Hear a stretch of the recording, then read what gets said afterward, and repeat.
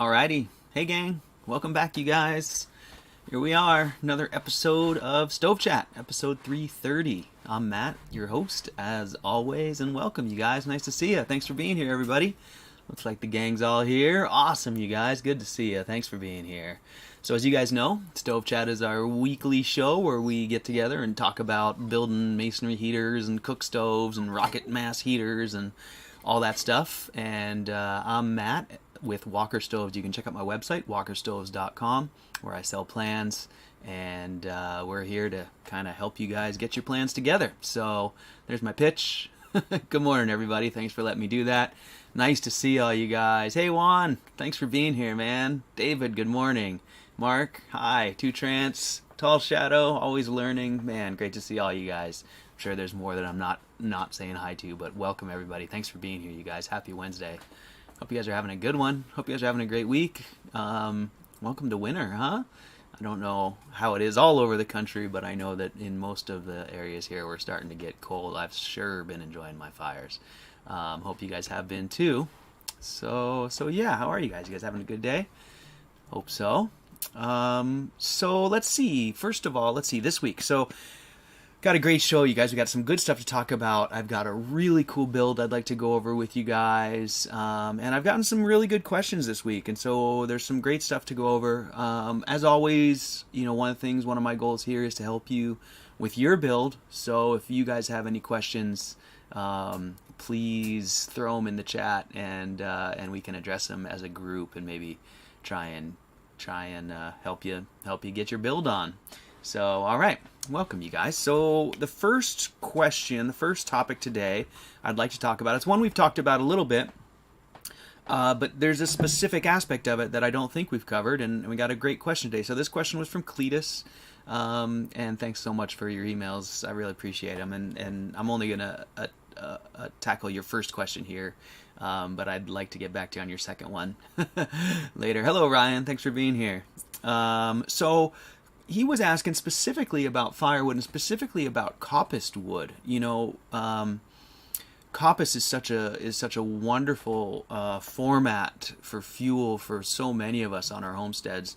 And coppiced, if you don't know, is when you cut down trees which will regrow from their old trunks. Things like here, it's things like maple, a lot of the hedge plants, a lot of the traditional hedgerow plants would be things you'd coppice, things that resprout from their trunks and are difficult to kill. So here, maple's a great one. There's a lot of others that I'm not thinking of right now, but at least in my area, that's kind of the main one. And so what coppicing is cutting those down and then letting them grow their new shoots and harvesting those in short cycles rather than letting them grow to full trees. You just harvest all of that new growth every few years, as it were, depending on what kind of tree and what kind of growth you have. And in that way, you can get an enormous amount of firewood in a really renewable way. It takes a very short time to renew. You've got the plants there that are existing there. You're not cutting down big trees. It's really, really neat. But what you end up with these typically fairly small diameter rounds, and they're typically from fast-growing species, and they're young fuel wood, so they're not very dense. And so the question really was about coppiced firewood, and does it contain a significant amount of fuel energy? How does it compare to older firewood? Is there a difference in the age of the wood and how hot it burns or how much energy it contains?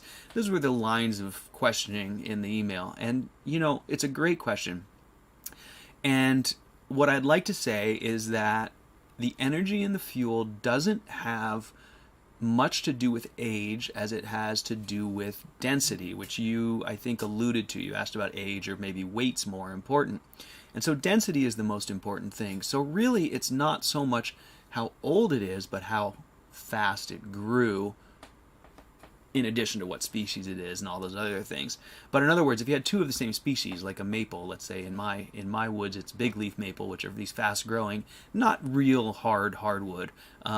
It's definitely not like an East Coast maple.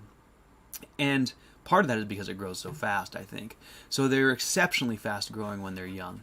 And so those early shoots, if they're growing out in the sun, you can get, 20-foot tall, 4-inch round shoots, many dozens of them out of a single trunk in the matter of 2 or 3 years. You'll have a significant amount of this size saplings coming out of these trunks. Do they hold as much fuel energy as a similar piece of wood from an older tree? The answer is probably no, because they were in this case particularly fast growing. But it doesn't have as much to do with the age as it does with the speed it grew and the density. So if that coppiced wood had been in the shade and it had grown for the same amount of time, in those 2 or 3 or 4 years, you might only have a round that was this big around.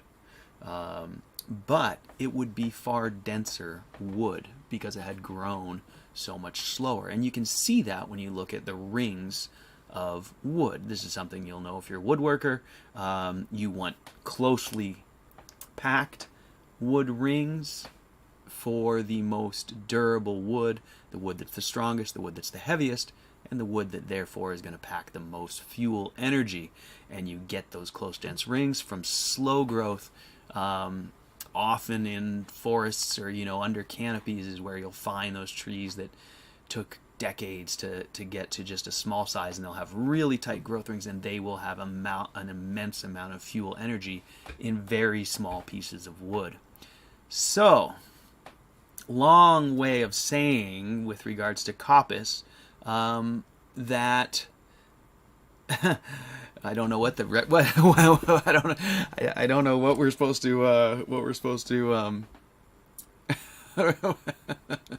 you know what I'm trying to say here. I don't know what the ultimate what the end result of that whole conversation is, other than to say that coppice wood makes great fuel wood.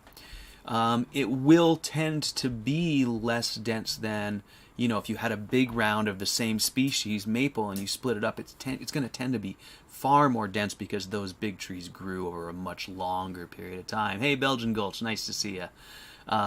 Hey, Clint, right on, nice to see you. Good morning. And Clint says, good morning, 8,000 BTUs per pound, slightly more with really dense wood is what I assume that typo is there, Clint. Autocorrect, you got autocorrected, but I think I know what you mean. And yeah, that's right. That's a good median, middle of the road number. That's usually, I think, the number that they attribute to something like red oak, which is really a pretty dense wood. But that's somewhere in that ballpark. But so what we're getting at here is that coppice wood may be a little less fuel dense, but as Tall Shadow says, it's a great way to reduce the amount of splitting. Great for a J-tube. Hello in Hungary there, Andre. Nice to see ya. So, what I'm really trying to get to is that I don't think that that's something that is really worth considering too much when you're considering your fuel source, because it's still, good hard wood. When you dry it, it's not like it doesn't have fuel. I guess what I'm trying to say is it doesn't have a significant downside. While it did grow fast, that's what we're looking for, right, with the coppice wood, because it's going to quickly renew itself. And so we can resupply and replenish our supply quickly and easily without putting a big load on our land. We're not going to be, stripping older trees. There's a whole lot of benefits there. And so I guess what I'm trying to say is that I don't see the density of the wood as really a major factor to consider when considering coppice fuel. Now, I will say that I started my J-tube when I built that in my big house. I was doing a lot of coppice work and fueling that thing with coppice wood almost exclusively. And it works very well, but if you I guess what I'm trying to say is it was a good system for me, but I had large format fuel that I needed to deal with. And so I ended up finding that, I had other options, I guess is what I'm trying to say. And so the coppicing ended up being, for me, the least effective of my options, because it was less work to actually bring down one big tree and split it than it was. It takes a long time. I guess what I'm trying to say, those little rounds are really attractive, but if you're trying to build up, 8 cords of them into your woodshed to try and get 3 years ahead or whatever, it's a lot. It's a lot of work to build up a significant volume. Whereas when you have big fuel, which I do here in the Pacific Northwest, you can make a lot of fuel really quickly. So there's the Coppiced deal in terms of like pros and cons in terms of age and weight and fuel value.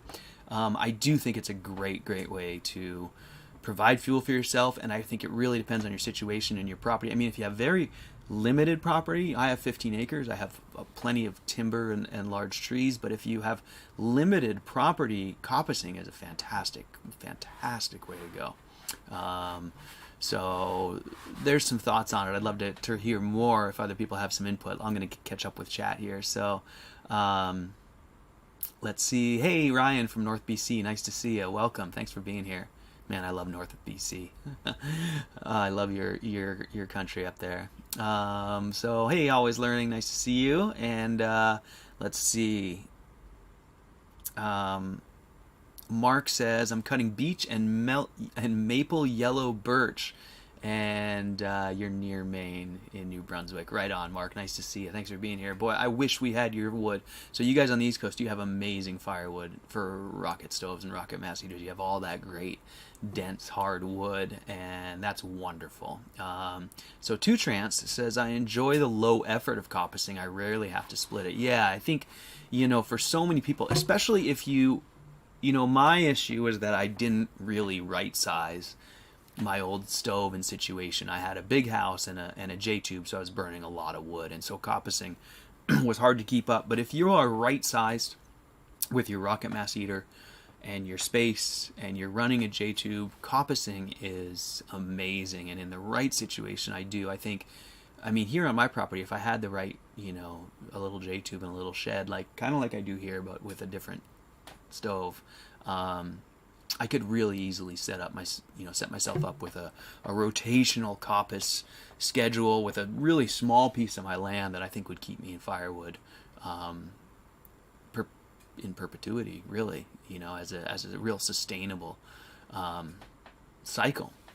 So I think there's a lot of value there. It's just, all of this is work, and we all just sort of find our happy, our flow, I guess, as it were, our workflow. And for me, I played with coppicing a lot, and I'll probably revisit it. I am, I'm getting to the point where I'm reluctant to cut down any more big evergreens. And I am mostly these days burning my alders and smaller maples, and coppicing may play a bigger role in my future here as I move forward. So Belgian Gulch says, hoping to get black locust going for coppice. That's awesome to hear you say that, Belgian Gulch. That's one of the species I was going to mention earlier when I was joking on all the species. But it's not something that we have a lot of here. I actually ordered some black locusts, and I think honey locust starts many years ago. And I've been walking my property, and just the other day, I think I saw one that actually surprised me and took. It's popped up out of the brush now, so that's something I'm real excited about too. I think those are beautiful coppice trees, and if you're in the Midwest or anywhere where black locusts or any of the hedge or fence post type locusts grow, that is one of the prime coppicing plants. So Always Learning says 4-inch fir limbs burn beautifully hot. Arborists run these through their chippers. Try to get the larger, dense limbs from arborists before they chip them for free. That is an awesome Pacific Northwest tip, Always Learning, and I really appreciate it because I think a lot of us forget that, our trees are so big that those branches are incredible fuel supply. And in those big fir limbs like you're talking about, where they come off the tree, they always have an incredibly dense ring structure, so they're incredibly fuel dense. Like you say, they burn really hot, beautifully hot, and they do. And so that's something I'd like to definitely take your tip and spread that around, that anyone who is near us with these large fir trees, do not neglect those branches. The butt end of those bigger branches are probably some of the best fuel in the tree. And I actually I like to use them being a boat builder type guy. I'll take those branches and find the knees in them where they come off the tree often, and I like to rip those on my bandsaw and make there's one right there, actually I can see it, I can't show you, but make shelf supports and things like that. Those fir branch butt ends are incredibly structurally sound because of those tight rings. So Oregon Coast Green Man, nice to see you. Thanks for being here late or anytime, man. We're happy to have you. You're always a pleasure to have around, so thanks for being here. So Tall Shadow says, someone on the forums was a woman who couldn't operate a chainsaw, but was great for her to use a lopper that she could handle with coppicing. That is awesome input, Tall Shadow. Thank you. And that's something that I loved to do when I was in my active coppice phase, was to go out with my Fisker loppers and just leave the chainsaw and be really happy about the fact that I could fill my wheelbarrow. My goal, I remember there was a time when I was like, I'm just going to, one wheelbarrow a day of coppice wood will keep me going, and it did, and so that was my chore every day. I do it in the summer, or whenever, to fill up for the winter. It wasn't like I was out there in the snow doing it, but just try and fill it up, and I could do it with my loppers. It was a wonderful break from years of chainsaw work. So yeah, there's great stuff there for sure. So Belgian Gulch has a lot to be said for having a load of logs delivered. Yes, Belgian Gulch. So I did see your photo. Belgian Gulch had a log truck come in with, I don't know if they brought you what we get is they call pecker poles, but a lot of times that's what those loads are. But here in timber country and there where you are, Belgian Gulch, we can usually, for between $500 and $1,000, depending on who you get, you can usually get a truck, a log truck driver with a self-loader. A lot of times those log trucks will have a bucket and thumb on a excavator type arm right behind the cab, and they can pick their loads right off and unload them in your yard. And I did that one year. I think I paid $700 for a load of fir, and it ended up having like 10 cord in it. It's a lot of work. But you get ahead for a few years from one big truckload. So there's a lot to be said for that Belgian Gulch. It's a great way to go, and I thank you for reminding me, because I think it's one of those ones that it's not until you've been doing the Firewood game for a while that you really kind of realize, that there's some really good options out there. So another one actually that we have here is, if you can get in touch, if you are in timber country, the local mills will often have end cuts and butt cuts and things like that you can access. And I can, if I contact the right friend, I can often get trailer loads of sometimes even kiln dried cuts from the mill here. So there's a lot of places to find the kind of fuel that is appropriate for our small stoves that other people overlook. So that's one of the great things about things like coppice and offcuts. So let's see. Mark says, can you make maple syrup with your maples? It's a great question, Mark. The big leaf maples, people do syrup them, typically, you crazy Canadians. And that's mostly because they grow, so big leaf maples grow in our temperate maritime climate, right? So they are not really a cold weather tree, and that means that we don't really get the temperatures to make sapping, whatever you call it, sap collecting, it's hard to do. We don't go like warm to freezing for weeks. We go kind of freezing at night and warm during the day, and kind of freezing at night and warm during the day. So that said, there are people in pockets of northern BC who are pretty successful with syruping big leaf maples. It is possible. I did try. I bought a bunch of spigots and taps, and but I think that like I said, the temperatures were really tough here, and we get a lot of rain when we're definitely not in syrup country like you are, but people try, and some people are, I think, reasonably successful.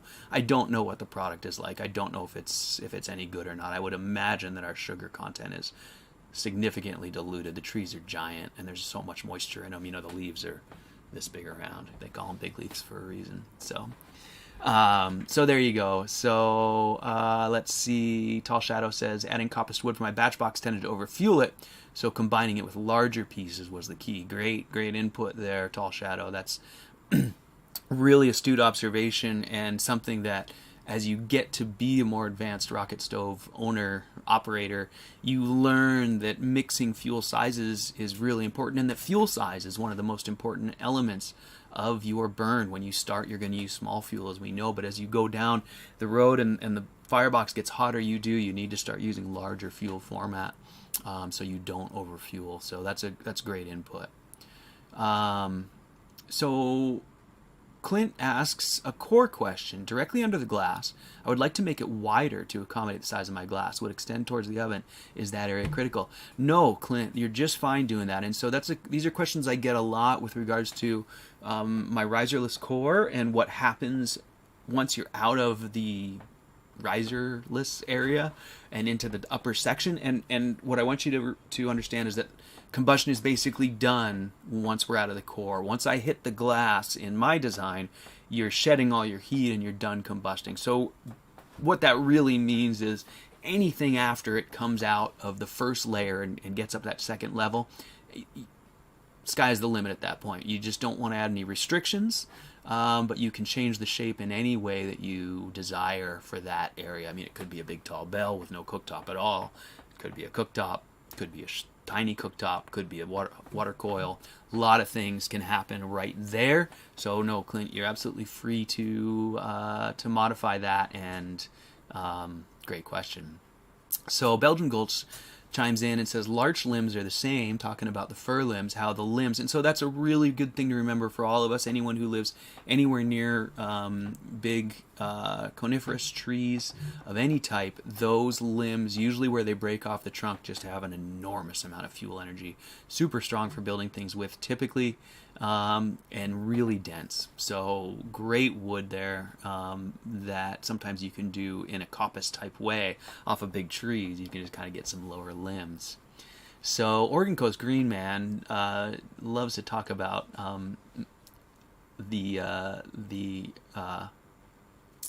what am I trying to say? The climate, I guess, close to my heart. So he says, here on the Oregon coast, we get a metric crap ton of alder. People like Doug fir, yes, always learning.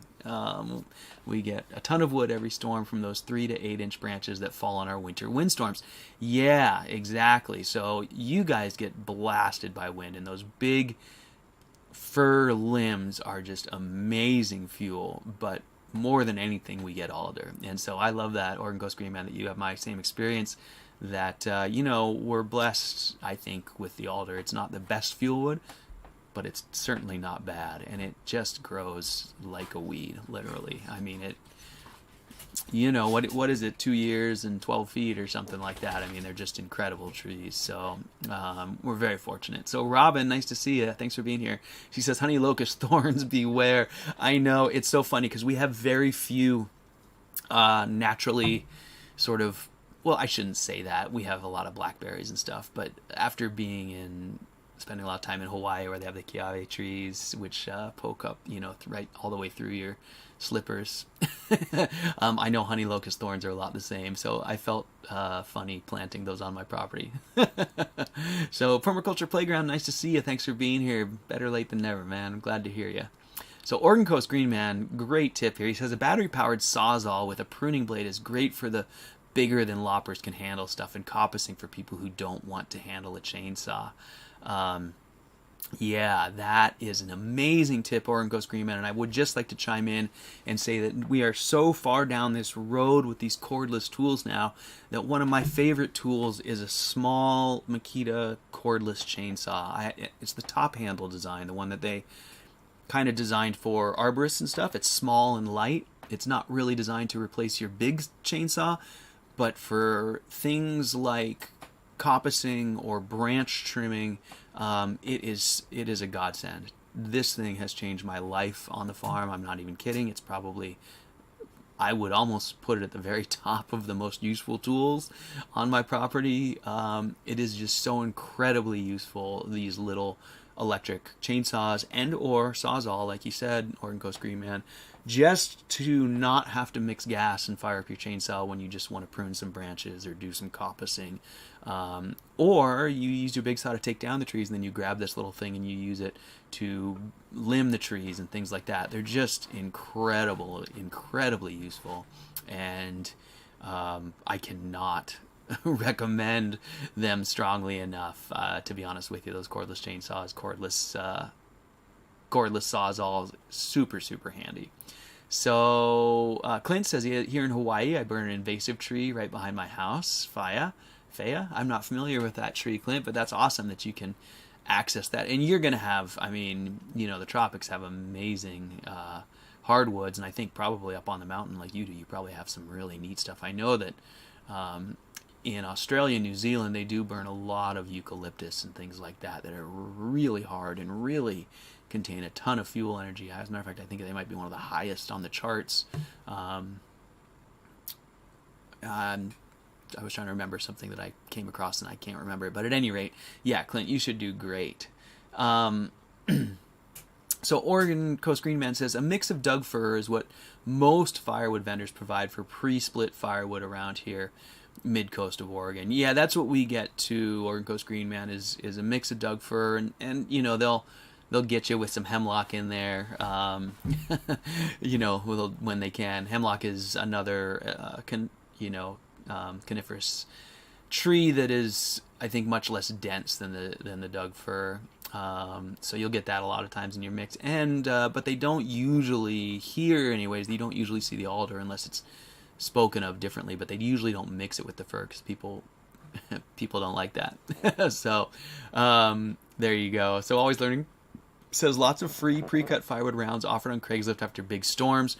Most new homes burn gas, not wood, so they want it gone. Yeah, that's a great point. Always Learning is that we are becoming strongly the minority these days, and so wood, if you're in an urban or even suburban area, wood can be pretty easy to come by. I actually just had a really neat offer from some friends who were unfortunately too far away in a city, you know, a few hours away from me.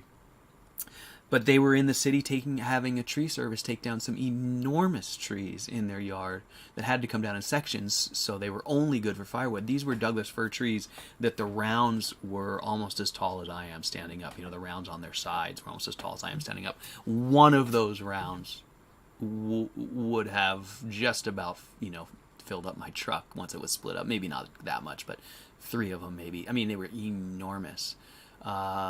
And they were just giving it away, trying to get anyone to come help them get it out of there. They rented a splitter, and they were just, come help us deal with all this stuff. So places like You Are Always Learning, really good,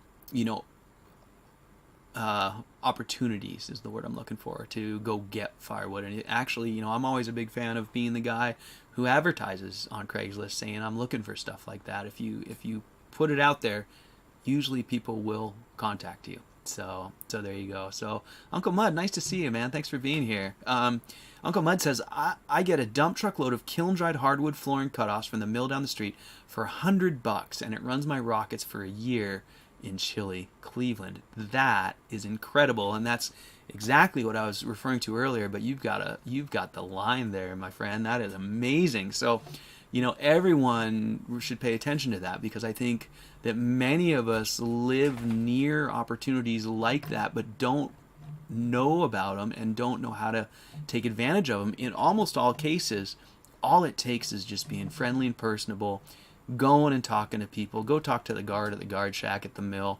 Say, hey, I'm wondering, you know, you guys do this, and oh yeah, go talk to Steve in maintenance. You know, usually it's going to go something like that. If you can just be friendly and go looking, you're usually doing them a favor.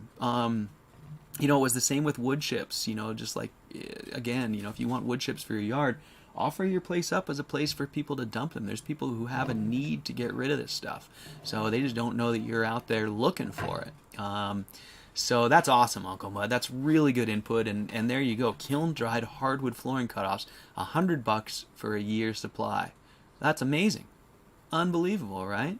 So Belgian Gulch says, I agree. Cordless chainsaw is awesome. Glad to get some support on that one. I can't even tell people enough about those things. I've had a few neighbors and friends who are like, "Oh, I don't know, I'm not sure if it's really going to be useful," and once they get them, they're just like, "Oh, I wish I had this thing years ago." You won't believe how much you use it and how handy it is. They're just unreal. Um, so Oregon Coast Green Man says alder burns fast, but is easy to split and dries fast, rots fast too if not covered in our 300 inches of rain year climate. A log on the ground over a year is already punky and half rotten. Yes, Oregon Coast Green Man, that's exactly great summary of alder. It actually is great to burn, and it's super easy to split. I love those things about it. But yeah, it goes bad in no time at all. Absolutely, it'll rot away. So let's see. Go on, bud. Go chill. My dog is really antsy right now. So let's see. Juan says, I was watching some past live streams and someone was asking where to reach you. Yeah, Juan. So people can reach me. The best way to reach me is just to go to my website, walkerstoves.com, and just reach out to me through the contact form there. You can email me at my email through that website, and those always get to me.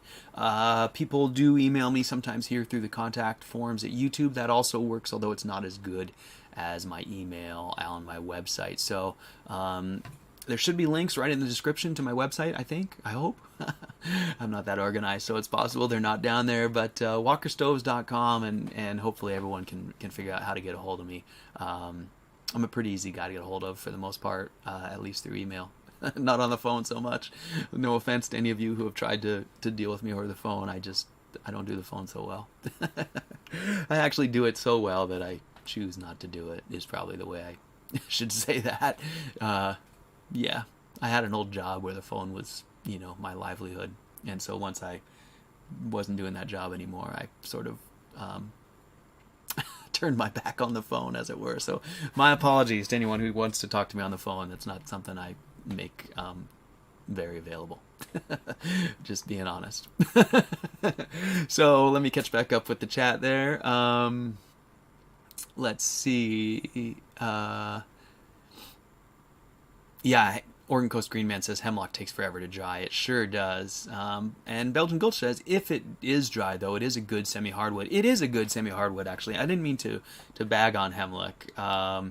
Here, what we tend to get is hemlock that is in your pile and just weighs like twice as much as the other stuff. And it tends to be, kind of knotty, or like it doesn't split. Real stringy, I guess is the right word. Anyways, it's not the worst, but it's definitely lower on the totem pole than Doug fir, I guess is what I'll say.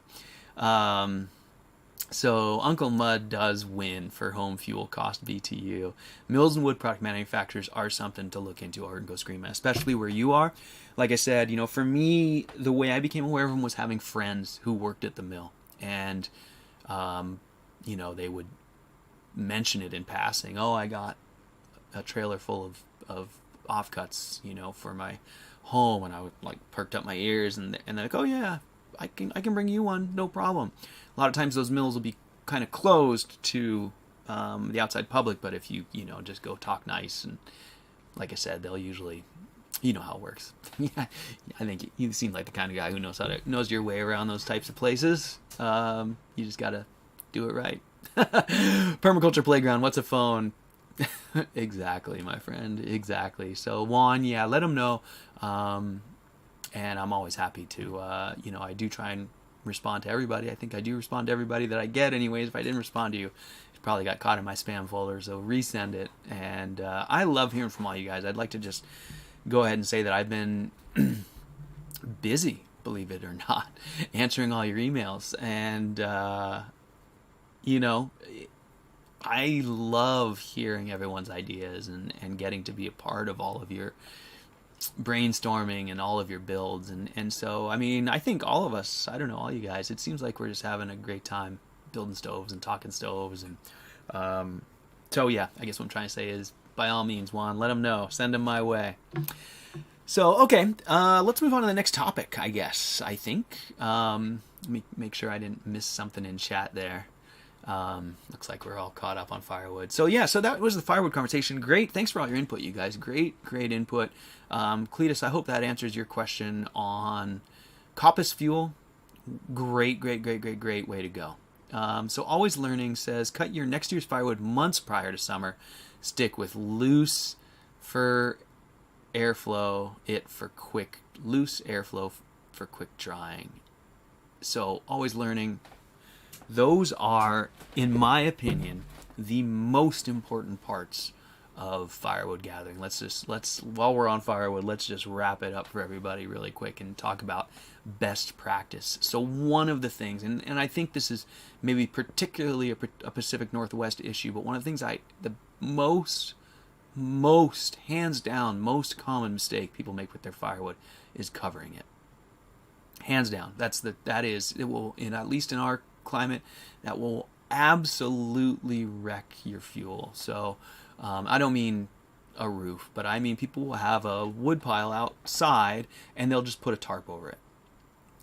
And unfortunately in our climate, all that does is just exacerbate the moisture issue. Even if it's just over the top and kind of open on the sides, you still will just be entraining moisture in the top and it's going to drip down through that whole pile.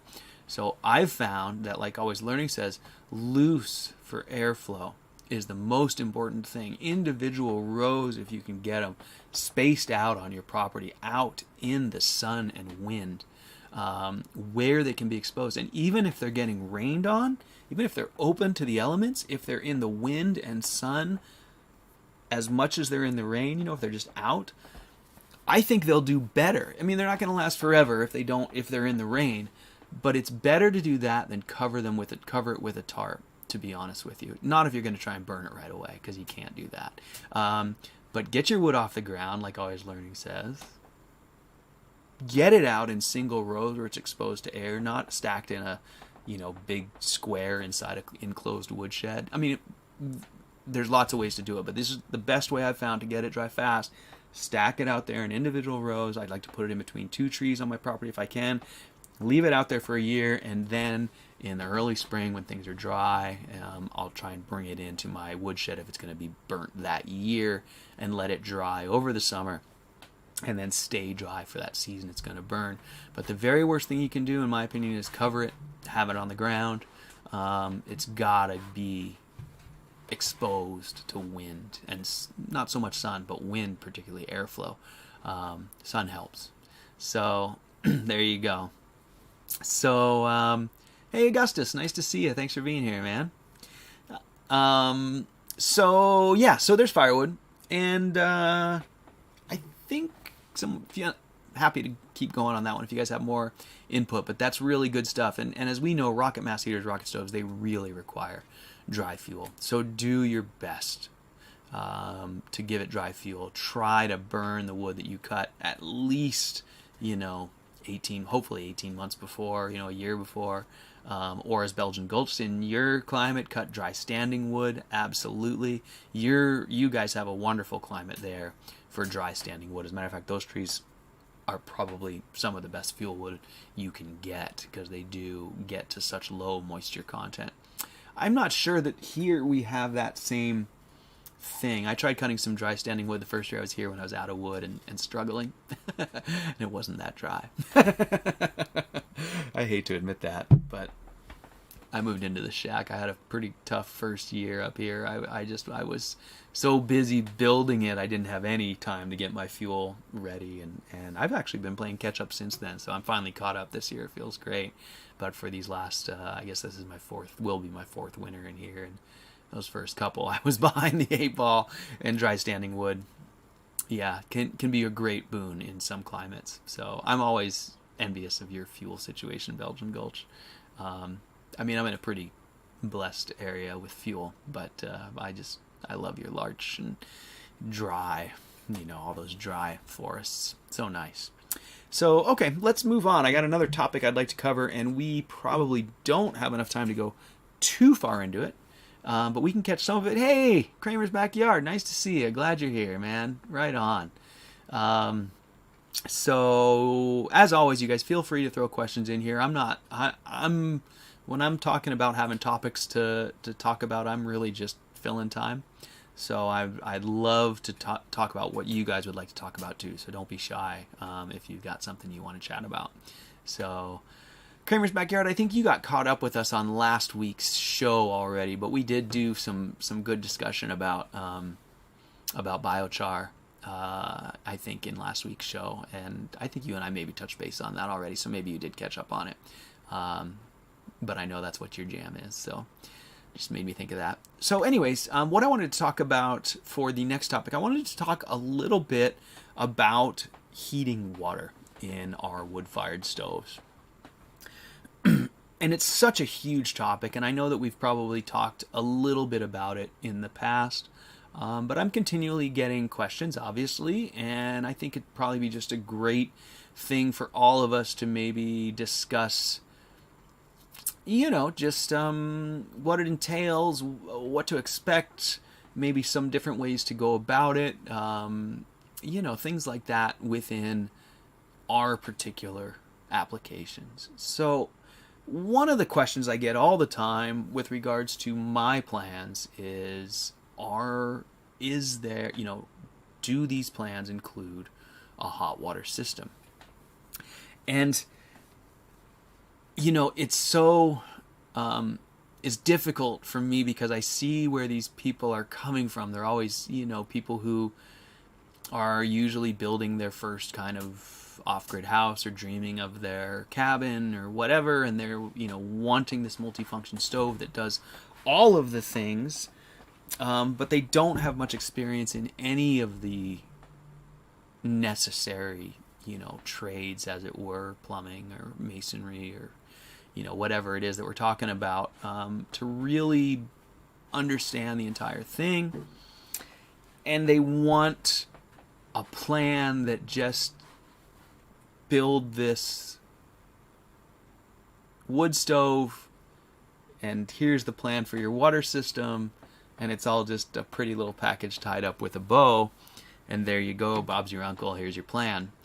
And unfortunately, water systems are so varied. There are so many variables. There are so many different goals and so many different applications that it's just impossible to provide, in my opinion, a plan that will cover even the majority of people's needs. Now, with that said, I did create the Walker boiler plan just for that reason. That is my most sort of general design.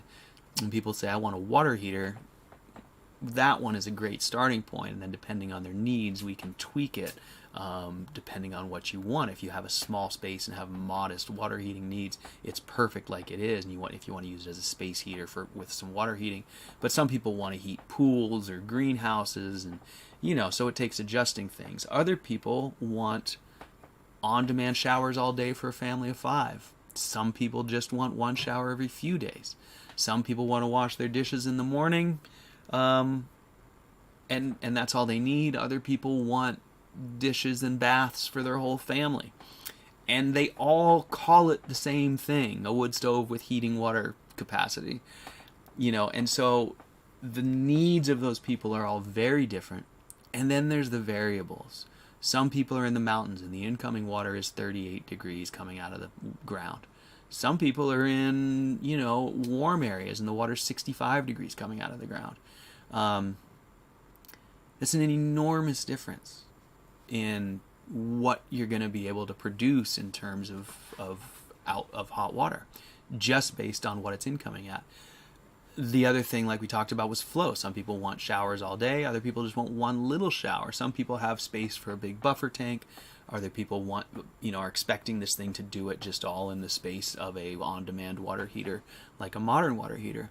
So this is all a long way of saying that if you are looking to a rocket mass heater, a cook stove, a masonry heater, and any DIY wood-burning stove as a water heating solution for your plans, you need to ask yourself a whole lot of questions before you can really look at the stove plans and designs and know what type of heat exchanger, what type of system that you want. So this is sort of a long way of saying I'm a wood stove designer. My wood stoves make great heaters for your water system, but I'm not able to provide you with a complete plan for your hot water system. Now what I can do, and what we all can do, is we all can help figure out the best way to implement a water heating system or a heat exchanger into a stove. But the reason that it's not included in the plans is because for one person, they might need that coil right over where the cooktop would go at the at the expense of eliminating the cooktop in an effort to try and just prioritize this heater for heating water to get maximum water flow. Other people, like Clint, you're a great example. He wants a water heating system that's capable of being basically a dedicated water heater, but still wants the other functions. And so in Clint's case, we made some modifications to the body of the stove to allow for a bypassable water heating chamber. Other people, which I think the best system really, if it works for you, is just like a warming tank down low in a cook stove that always holds 10 gallons or so of 150 degree water down real low. You'll always have some water for dishwasher or washing dishes or a shower, but it's not going to heat water up fast. And it won't be adequate if you have multiple people to shower or things like that. And so this is just an example to say, one person is going to be really happy with a tank type heat exchanger down low in the stove. Another person, that's going to do nothing for them. They're going to need a coil in a really hot spot. And there's every situation in between. Most people probably realistically are going to be happy with sort of a medium somewhere in between with a heating coil downstream a little bit, maybe in the top of the oven section or something like that. So really this is just a long way of saying that, and it came from one question I got this week where someone says it's really important that your plan has water heating system or I can't buy it. And I'm trying to explain to them that I can give you a plan. I could draw one up and sell you a plan for a water heating system, but there's like a 95% chance that the way I drew that plan is going to have zero application in your situation and won't be useful to you at all. So I'd much rather leave it open-ended and say, let's talk about it. I'm here to help you make that stove the best stove to meet your goals. And that may be the heat exchanger up here, or it may be down there or over there, or, So I really want to express that the water system is a completely separate system from the stove, and how it interfaces with the stove is going to vary depending on the system and what your goals are. And I don't believe it's something that is within the scope of a wood stove plan set. It would just be so unwieldy. It would be unbelievable. So anyways, we can come back to that. Let me catch up with chat. You guys have been chatting there, so let me catch up. So let's see. Michael Matthews, nice to see you. Thanks for being here. He asks, best material to cap a masonry bell. Castable refractory, fire brick with steel, natural stone, ? So Michael, it's a great question. A lot of answers for you. I don't think there's a best. There are options, and a lot of it really depends on, Michael, on where in the stove we're talking about. So if it's a masonry bell like my bench that you can see behind me there, that bench will never really see terribly high temperatures. I would be really surprised if I was able to ever get that bench top even close to 300 degrees. I would be surprised if it got above 250, to be honest with you. I'd be concerned. And so in the case of that area, you can really get away with a lot of stuff. You could even use cast concrete, I would think, in that area. Castable refractory is a good choice. Fire brick with steel, maybe. So again, the question is, where in the stove is it going? What does the space look like? What are our goals? You know, those kinds of things. So if it's a really big span, then, you know, things change a little bit. Steel might be necessary, but at the same time, steel across a big span starts to really grow in length. And you really start to get issues with expansion as you extend the length of those steel parts. So in those cases, I'm thinking, you know, more in terms of like internal pillars or support and smaller top pieces. If the bell is above your riser in a batch or a J, then we can't use concrete, and we probably can't even use natural stone by itself. And so then what's the best material? And so in those places where we have really high heat and really rapid and large temperature differentials, those are going to stress any material. You know, going from 0 to super hot in shortest amount of time over a big piece of material is almost guaranteed to crack it. And so what I like to do there, Michael, is use ceramic fiberboard over the tops of those hot bells.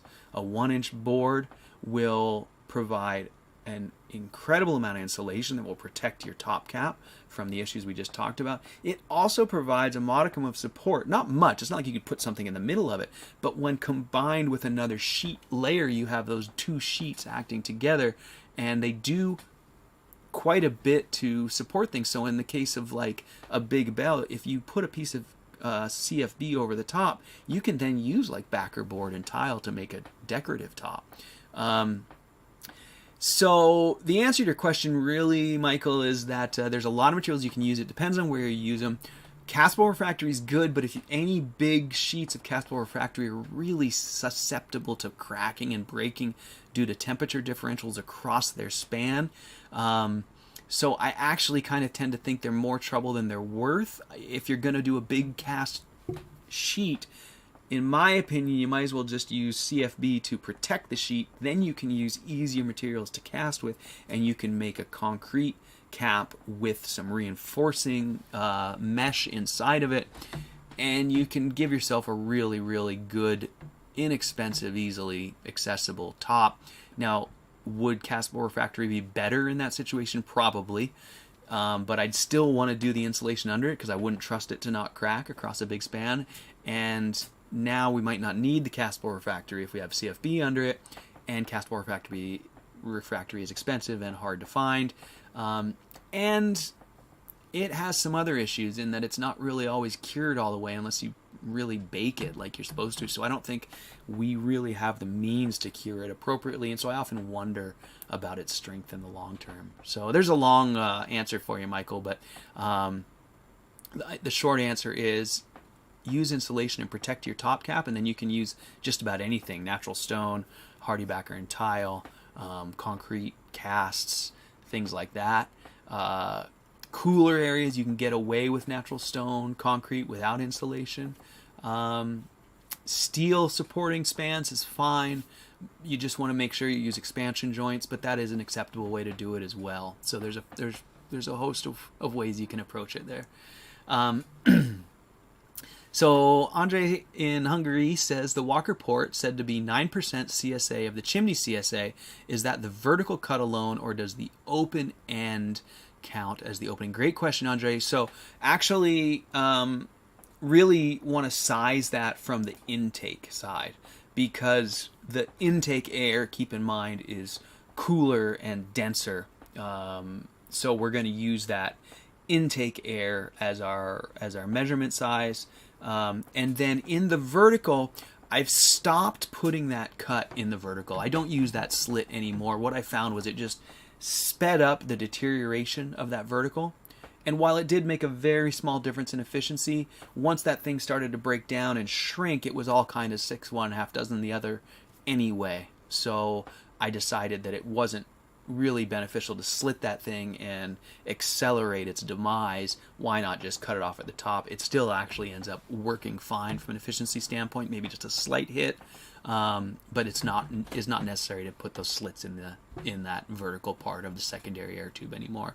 So ideally you want to be 9% CSA on the intake side, and try and follow what I did on the rest of the tube, but I think what you'll find, it's been a while since I did the math, so I could be wrong, but if I remember correctly, my vertical piece actually has a little bit larger CSA than my horizontal. I think my horizontal is the 9-inch, and I think my vertical 2-inch pi r squared, so 1 squared is 1, pi 3.14, so yeah, 3.14.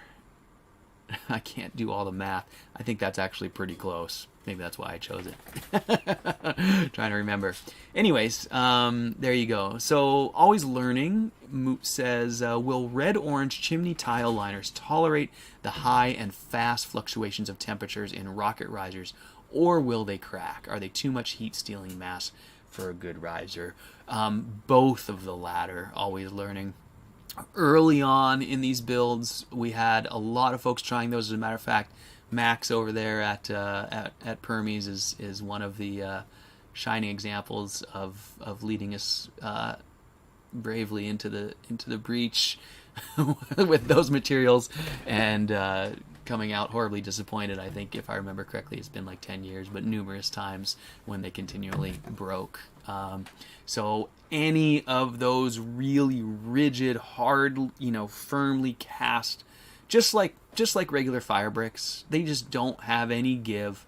And because they have, a pretty significant amount of surface area, you're going to see differences in temperatures across them, and at some point, they're just going to pop.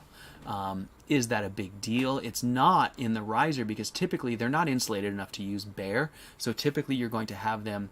In the old days, we'd insulate around them, and that's why they'd break. Now we know better. Now you just get bigger flue liners and insulate within them like a 5-minute riser, and it'd be fine.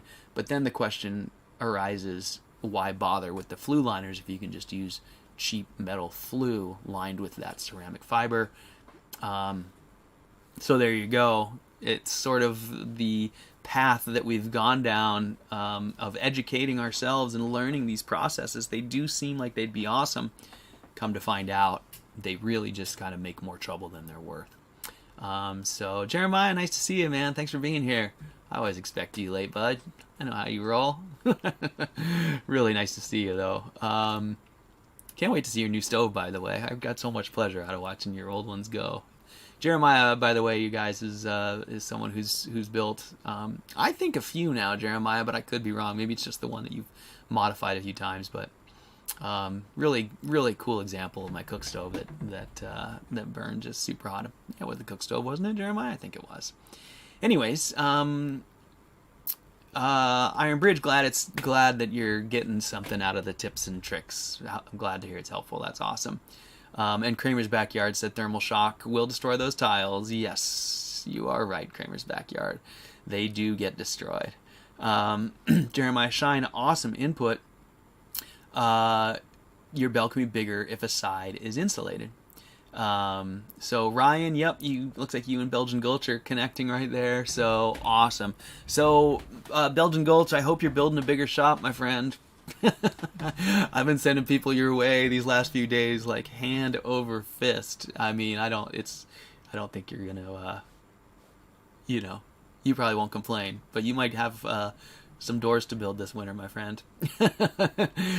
We're all really excited. So on that note, let's talk about that really quick. It looks like we probably should be wrapping it up here soon, but I would like to remind people that, first of all, walkerstoves.com, I guess I'll remind you of my website, and that I have plans there for sale for masonry cook stoves, masonry heaters, rocket mass heaters, everything you need to heat yourself. And one of the things I'm most excited about is these plans have just been DIY for the last few years, but we now have an amazing team of independent folks like myself kind of popping up around our community who are providing goods and services as a part of this effort to make these stoves more accessible and put them into your hands and give you an opportunity to build these things in a really, really easy way. So shout out to rocketstovecores.com.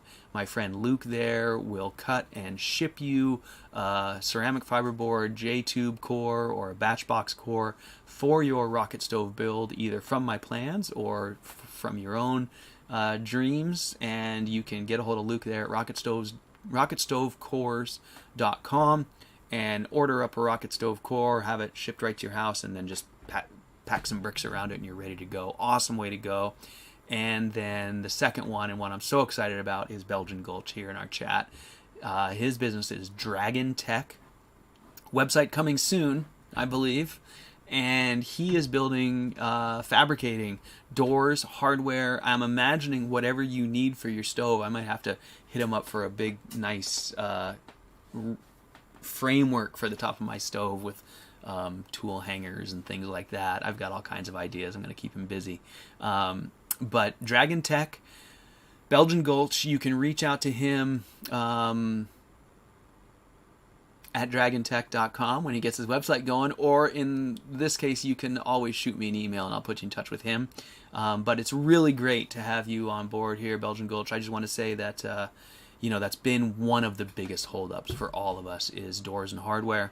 And so to have someone that people can get a hold of and have secondary air parts, doors shipped right to you, it just takes one of the biggest challenges out of building these stoves. So people, if you're out there and you're wanting to build one of these stoves, we are starting to get a complete system for you where you basically can go to Home Depot, get a pallet full of bricks, and stack these things up and have yourself a stove in really a very short time. So I'm excited about it. So thanks for letting me advertise there. So Jeremiah Shine says, just one Walker core to masonry bell. He built a Walker core to masonry bell to 2/3 metal barrel buried under a twin bed-size bench. That's right. It is such a cool build. So all right, you guys, that's enough for today. I didn't get a chance to go over the build, but we'll save it for next week. Please, you guys, keep sending me questions. Send me your photos. Send me your builds. Jeremiah says, I've yet to unload the kids to the grandparents to stack all those kiln bricks. That's awesome, Jeremiah. Glad to hear you got some help anyways. Put them to work, huh?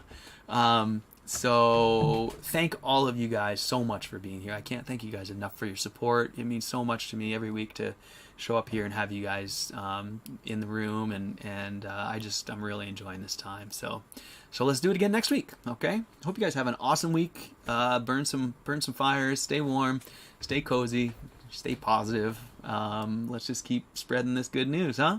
So thanks everybody for being here, and I'll hit the outgoing video so I stop rambling. And I'll see you guys next week. All right, you guys, thanks so much. See ya.